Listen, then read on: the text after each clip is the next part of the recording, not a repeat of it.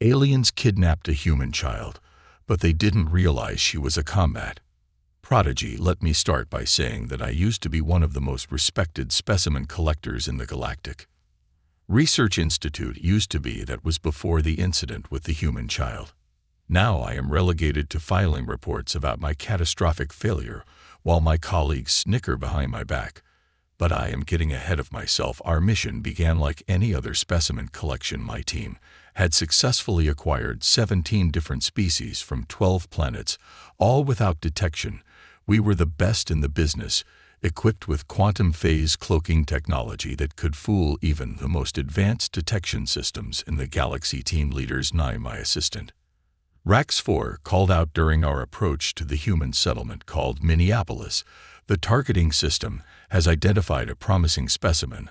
I floated over to the holographic display, my tentacles rippling with anticipation. The specimen in question was a small female human, approximately 8 solar cycles old according to Earth measurements. The targeting system displayed her vital signs, genetic markers, and behavioral patterns, all falling within our optimal collection parameters. Name Morgan Riley, ARX4. Read from the display: height and weight ideal for our containment units. No genetic abnormalities detected. Minimal family connections. Lives with a single parental unit who works night shifts at a medical facility. Perfect.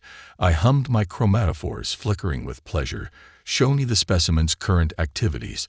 The display shifted to a real-time feed from our observation drones. The human child was sitting in her dwelling unit, reading what appeared to be tactical combat manuals. How quaint, these humans and their primitive entertainment. Look at that, chuckled V2, our security specialist. She is studying their ancient warrior techniques. Perhaps she dreams of becoming one of their military leaders. We all shared a laugh at that. The idea of such a tiny creature having any martial capability was absurd. Our species had evolved beyond physical combat eons ago, developing psychic abilities and technological solutions that made such primitive practices obsolete. The specimen's isolation period begins in approximately 2 Earth hours. ARX4 reported the parental unit will depart for their work shift, leaving the target completely vulnerable. I extended my primary tentacles in a gesture of approval. Excellent. Prepare the extraction equipment. I want this to be another perfect acquisition for our record team. Leader, our behavioral analyst Mix 7 spoke up, their voice vibrating with a slight concern. I am detecting some unusual patterns in the specimen's neural activity. Unusual how? I asked, more out of protocol than actual concern. The brain wave patterns show remarkable organization and focus for a juvenile human, and there are some subtle indicators of what. Never mind. Mix 7's skin rippled with embarrassment. It is probably just an anomaly in our scanning equipment. These primitive Earth atmospherics often interfere with our more sensitive instruments. I dismissed their concerns with a casual wave of my appendages. We were the most advanced species in this sector of the galaxy. What could possibly go wrong with collecting one small human child? Begin final approach sequence. I commanded. Maintain quantum phase cloaking at maximum efficiency. We do not want to alert any of their primitive detection systems. As our ship descended toward the human dwelling, I noticed something peculiar. The specimen, this Morgan Riley, looked directly at our cloaked ship and smiled. No, that was impossible. Our cloaking technology was flawless. It must have been another atmospheric anomaly. Extraction team, prepare for deployment. I announced this will be another perfect specimen acquisition for the archives of the Galactic Research Institute. Oh, how wrong I was. If I had only paid attention to Mix 7's concerns, if I had only noticed the way the specimen tracked our movements with those calculating eyes, if I had only known what we were really dealing with. But hindsight, as the humans say, is the kidnapping goes wrong 20/20, whatever that means. The extraction process began at exactly 22:47 Earth time. Our ship hovered silently outside the specimen's sleeping chamber, a testament to our superior technology. The anti-gravity generators did not even disturb the primitive vegetation in the yard below. Deployment in 3, 2, 1. Feast 2 announced, activating the molecular transport beam. I supervised as my team expertly positioned the extraction equipment The specimen Morgan Riley appeared to be sleeping peacefully in her bed surrounded by what humans called stuffed animals, such a primitive comfort mechanism, initiating Phase 1 RX-4, reported deploying sleep-inducing pheromones. The specialized gas should have ensured the specimen remained unconscious throughout the extraction. However, as the pale blue mist filled the room, I noticed something disturbing. The specimen's breathing pattern did not change, not even slightly. RX-4, I whispered, increased the pheromone concentration. But sir, any higher concentration might be toxic. To just do it. The mist thickened, yet the specimen's breathing remained steady and controlled, almost too controlled, proceeding with physical extraction. Fig 2 announced, either not noticing or choosing to ignore this anomaly. The molecular transport beam engaged, creating a silent tunnel of energy between our ship and the specimen's bedroom. Fig 2 and RX-4 moved through the beam, their forms shimmering as they passed through the dwelling's primitive walls. That is when it happened. The specimen, this small human child, who should have been unconscious, sat up in bed and spoke directly to us. Your cloaking technology relies heavily on bending light in the visible spectrum, Morgan Riley said, her voice clear and unnervingly calm. But you forgot about the slight heat distortion your engines create. Rookie mistake. Really, I felt my chromatophores pale in shock. Abort mission, abort. But it was too late. VC2 and RX-4 were already committed to the extraction. They reached for the specimen with their containment fields active. Oh good, Morgan said, smiling that disturbing smile again. I was hoping you would do this the hard way. What happened next still haunts my dreams. The specimen, this supposedly harmless child, moved with impossible speed and precision. She did not resist the containment field. Instead, she allowed herself to be captured, but not before somehow attaching small devices to both V2 and RX-4's environmental suits. Team leader Mix 7's voice crackled with alarm. The specimen neural patterns are showing intense activity.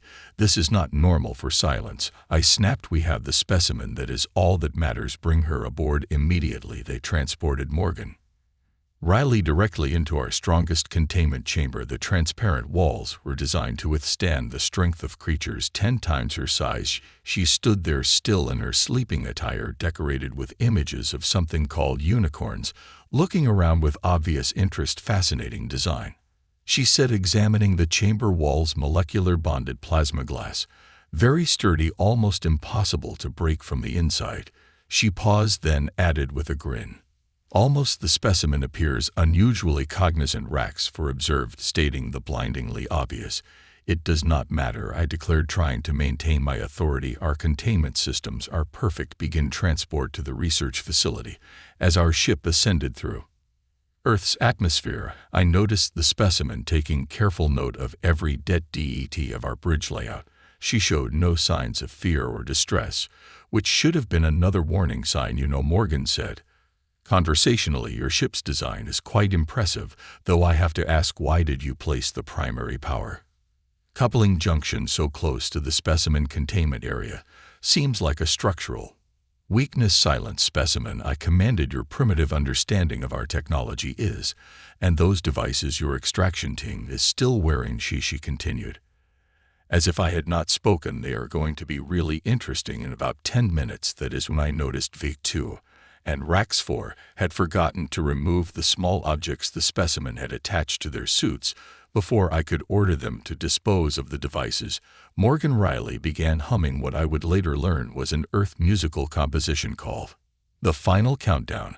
I should have known then that we were in serious trouble, but we were so convinced of our superiority, so certain of our perfect capture record, that we missed all the signs. The specimen continued to hum, watching us with those calculating eyes as we made our way to the research facility. None of us realized that this was not a successful specimen acquisition at all. This was a trap, and we had just walked right into it. The galactic first day in containment. Research Institute's primary containment facility is a marvel of engineering, hovering in geosynchronous orbit around Jupiter's moon Europa. Its quantum-shielded walls house the most dangerous and fascinating specimens from across the galaxy. At least that was our claim in the brochure's impressive setup you have here. Morgan Riley commented as we transferred her containment chamber through the primary security checkpoint. Though your quantum harmonics are slightly out of alignment, must create quite a power drain. Quiet specimen, I snapped though. Made a mental note to have our engineers check the harmonics, not because a human child would know anything about quantum mechanics, of course, pure coincidence. Chief Research Director Len 12 met us at the specimen processing center, their tentacles twitching with excitement. Team Leader 69, another successful acquisition. I see, though the specimen seems rather alert. Minor technical difficulty with the sleep induction system, I explained quickly. Nothing to concern yourself with. Director Morgan smiled and waved at the director. Hello, love, what you have done with the plasma, a containment grid, really brings out the menacing undertones of the facility. The director's optical sensors widened. It speaks, and with such specific technical knowledge, random phrases picked up from their primitive entertainment broadcasts. I assured him not entirely convincingly. Humans are known to mimic sounds they hear. Just then, a security drone whirred past conducting its routine patrol. Morgan's eyes tracked it with remarkable precision. Mark 7 security drone, she said. Cheerfully lovely design, though the gyroscopic stabilizer is vulnerable to sonic disruption at exactly 147.300. What an imaginative specimen. The director laughed nervously. Processing will begin. Immediately place it in high security chamber 12. As we moved through the facility, other specimens pressed against their containment fields to observe the new arrival, the three-headed Tritonian snake. The beast hissed and recoiled. The psychic spores from Nebula 6 clustered together. Defensively, even the notorious phase-shifting predator from the Crab Nebula moved to the far corner of its chamber. They knew something we did not. This is highly irregular, Mix 7 muttered, monitoring Morgan's neural patterns. The specimen is displaying stress responses consistent with excitement. Morgan had begun what appeared to be simple stretching exercises in her chain. Hope you do not mind, she said. Got to stay limber. By the way, is that a class 4 neural disruptor in the ceiling? Those can be pretty dangerous if they experience sudden power fluctuations. I turned to Rex 4. When did we install neural disruptors in this section? We did not. Rex 4 replied slowly. That information is classified. Egan, I only learned about them yesterday. The specimen continued her exercises, now in something called Another One Bites the Dust. I was beginning to hate Earth. Music beginning. Preliminary scans. V2 announced, directing a security drone to approach the chamber. The drone extended its scanning appendage, its sensors glowing with powerful scanning beams. Morgan stopped mid-stretch. Oh, careful with that model. The electromagnetic shielding around the primary sensor array is notoriously thin. One sharp energy spike could overload the whole system. Specimen, I said sternly, cease your attempts to. The drones suddenly sparked, spun in 3 complete circles, and crashed to the floor, its systems completely fried. Oops, Morgan said, looking genuinely concerned. Did I distract you? Sorry about that total accident. I feel terrible. The drone systems are completely scrambled, V2 reported, examining the smoking remains. But there is no way the specimen could have caused this. It must have been a random malfunction. Of course it was, I agreed quickly, trying to ignore the way Morgan was now examining the chamber's molecular structure with obvious interest. Just a coincidence. The director cleared their throat nervously. Perhaps we should begin the standard testing protocol. Nothing too invasive for the first day, of course. Wonderful idea. Morgan clapped her hands. Will we be using the Mark or Mark 5 testing probes? Because I should warn you, the Mark Fs have that unfortunate tendency to reverse polarity when exposed to specific harmonic frequencies.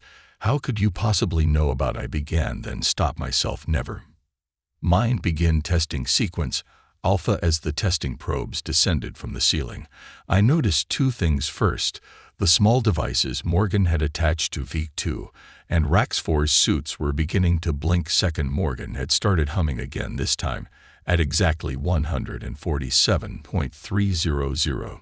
Team Leader Mix 7 said urgently, I am detecting a pattern in the specimen's behavior that suggests they never finished that sentence, because at that exact moment every security drone in the sector spontaneously malfunctioned. The neural disruptors in the ceiling shorted out, And the testing probes, well, let us just say the cleanup crews are still finding pieces of them. Morgan stood in her chamber still, performing her stretching exercises, looking for all the world like an innocent child who just happened to be present during a catastrophic series of equipment failures. My goodness, she said, eyes wide with apparent concern.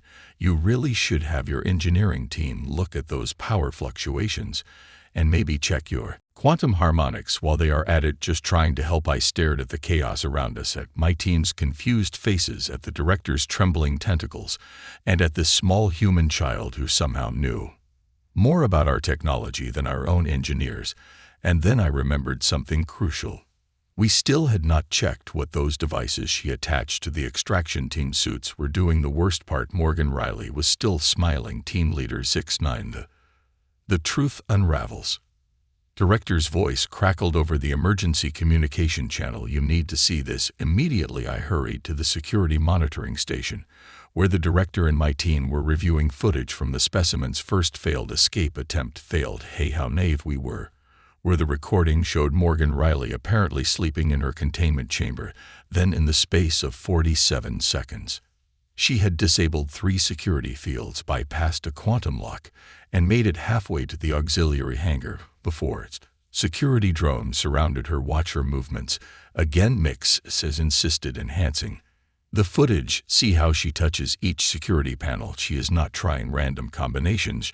She knows exactly which sequences to use. Possible, I declared, though with significantly less confidence than 6 hours ago. She must have gotten lucky too, sputtered their chromator flashing morning colors.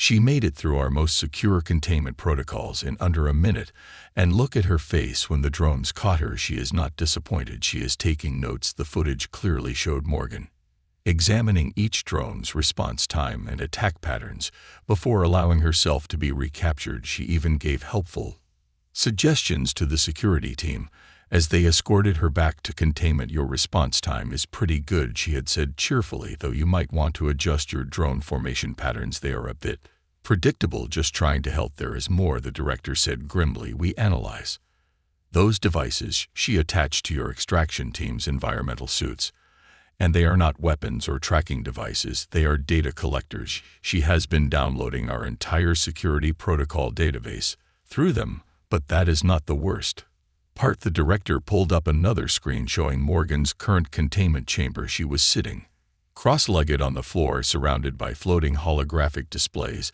that she had somehow created using nothing but the ambient energy from the containment field. Everyone, Morgan waved at the security camera. Hope you do not mind me borrowing a bit of power for my research. Super interesting stuff you have here, though your encryption could use some work. Want me to show you where the vulnerabilities are? Racks 4 began making a high-pitched, keening sound. Research? She is researching a specimen. I spoke into the communication system, trying to maintain some semblance of authority. Cease your activities immediately, or what? Morgan asked pleasantly. You will activate the neural disruptors. Already disabled those. The emergency containment protocols copied and improved them. Ooh, speaking of improvements, I noticed your quantum computer's processing efficiency is only at 92%. I made some tweaks. Should be running at 98% now. You are welcome. Get her out of our systems, the director screamed. Working on it, Sir. V2 replied, their tentacles flying over the control panels, but she has already accessed everything. Security protocols, research data, staff, personnel files, the cafeteria menu for next week. The cafeteria menu? I asked weakly. She left a note saying the Martian slime pudding needs more salt. Just then, alarms began blaring throughout the facility. Morgan had apparently decided to attempt her second escape this time.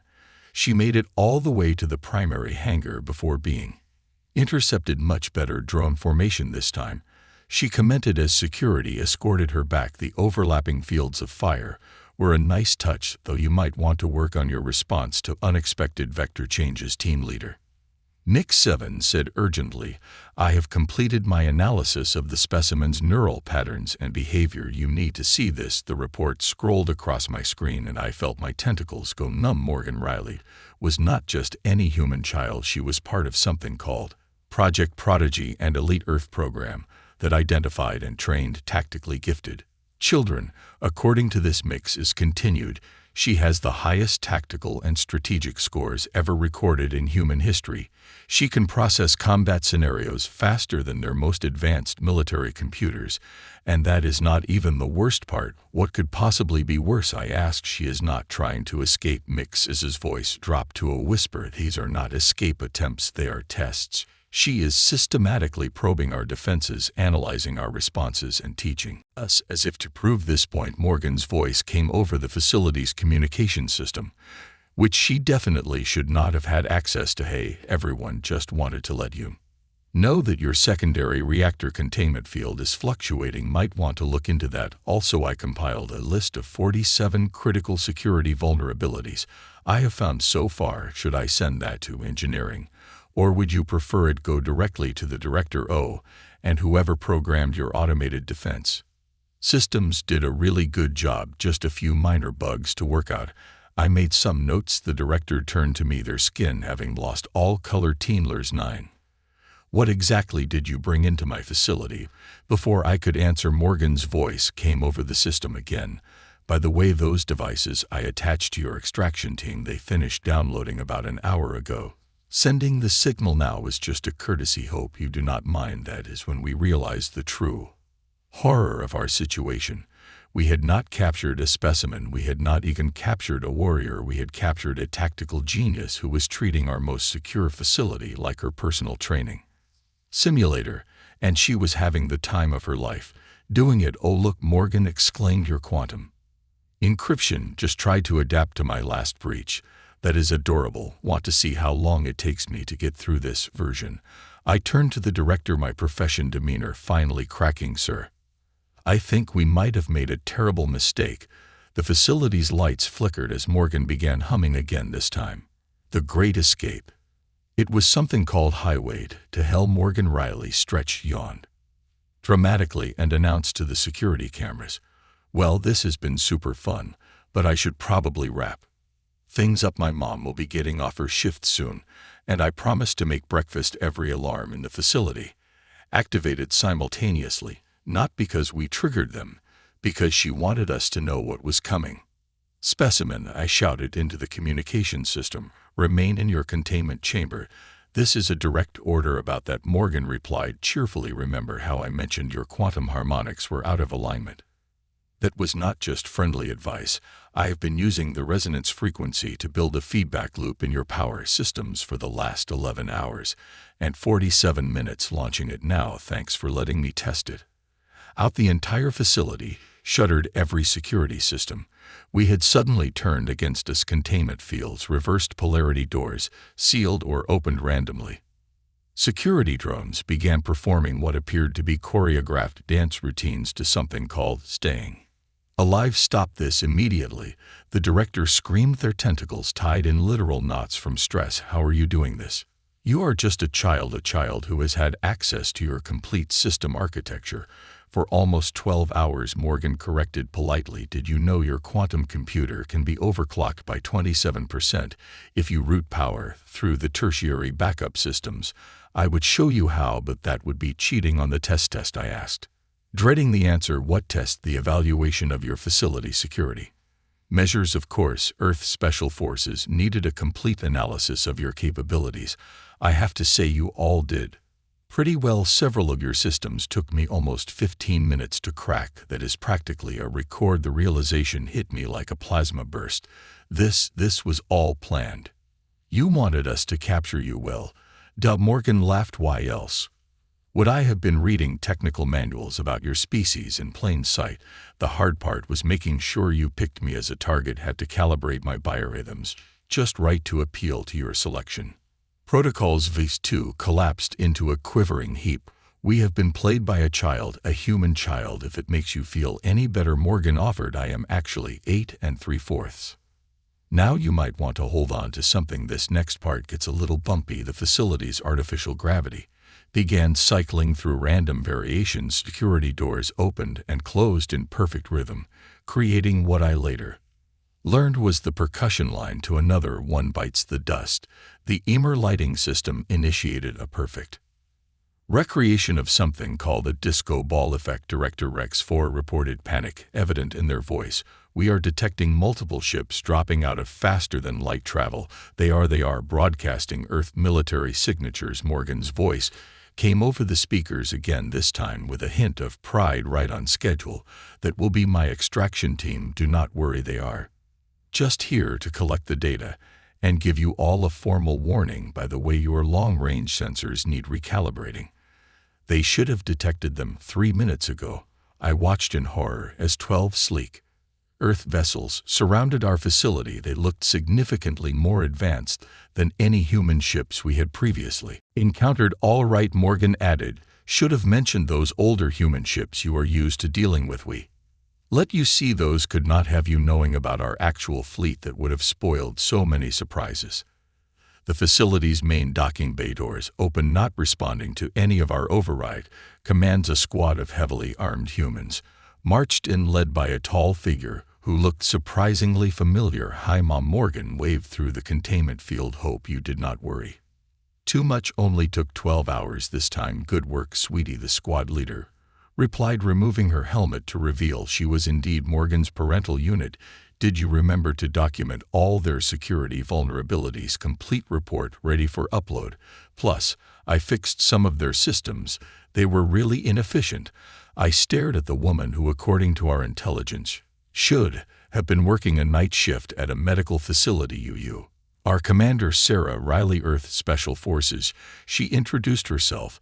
And you have just participated in my daughter's Earth's warning and conclusion advanced tactical training exercise. She had been asking for a challenge for her spring break project. Morgan deactivated her containment field with a casual wave of her hand. I gave them a good rating, Mom. Some of their security measures were actually pretty creative.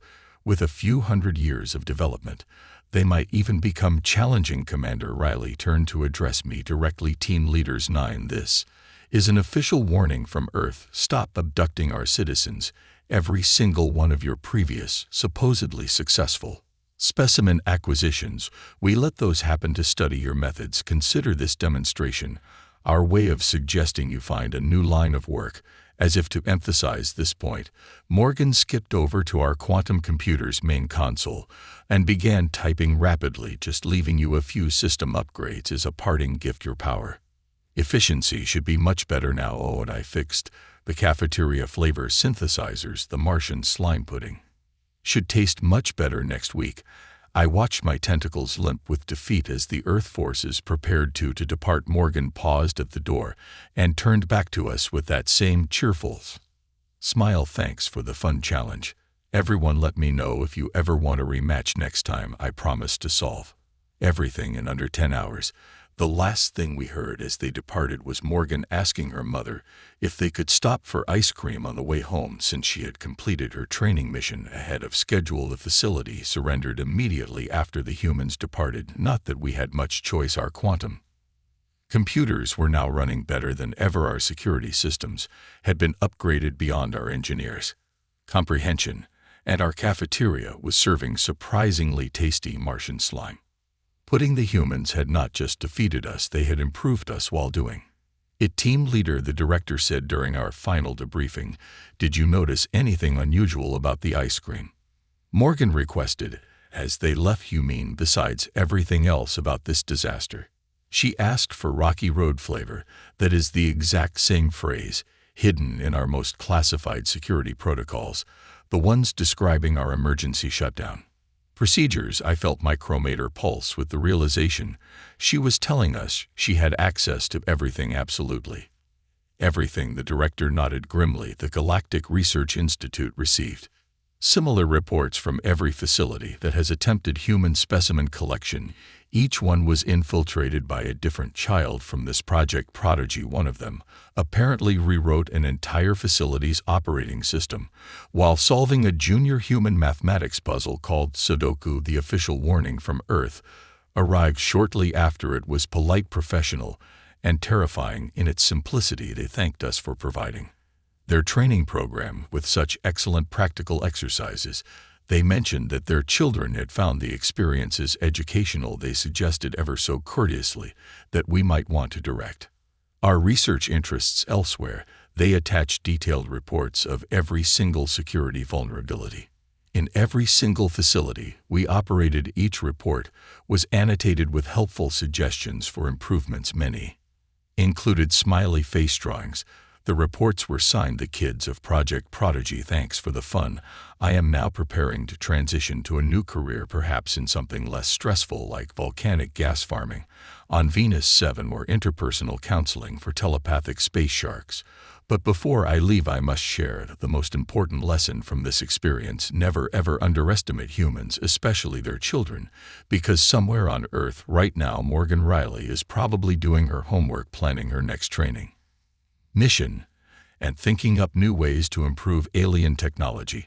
And she is smiling. That smile. Postscript: the Galactic Research Institute's cafeteria still uses Morgan's improved recipe for Martians slime pudding. It remains the most popular item on the menu. Postscript: we recently detected unusual energy readings, suggesting someone was probing our new security systems. Attached to the signal was a message that read, "Just checking your homework. Keep practicing, Morgan. I have submitted my resignation. Effective immediately."